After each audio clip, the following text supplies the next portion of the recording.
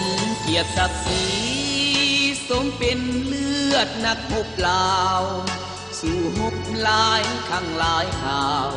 ก็แวววาวด้วยใจอาจหารบุกตียามใดบ่หวั่นไหวต่อสู้ทนทานขับไล่ปราบกรุงผีมารจนพวกมันหนีตายปาลาใสอยู่กะแต่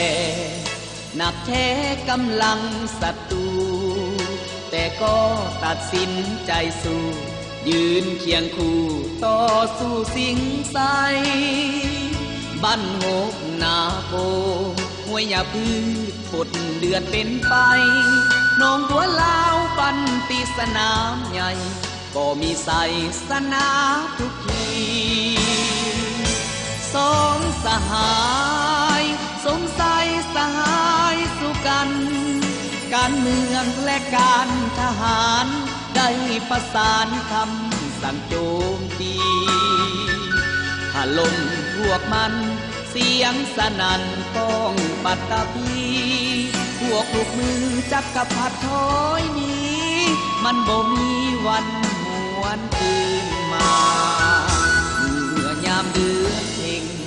เปล่งแสงใต้ฟ้าสีครามแผ่นดินสิ้นเมฆมืดดำจึงมีนามสมเกียรติสง่ากอง1,014วีรชนสืบทอดกันมาทั้งสองหัวหน้าบรรษามีนามว่าผู้บรรษาอาจหาร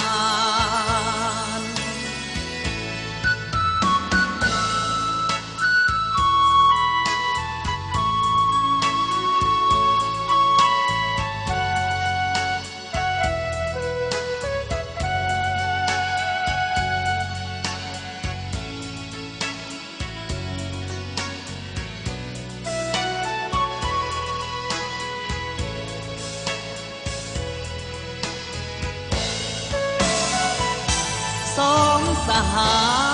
ยสมใสสหายสู้กันการเมืองและการทหารได้ประสานคำสั่งโจมตีถล่มพวกมันเสียงสนั่นก้องปัตตภีพวกลูกมือจักกะพัดถอยหนี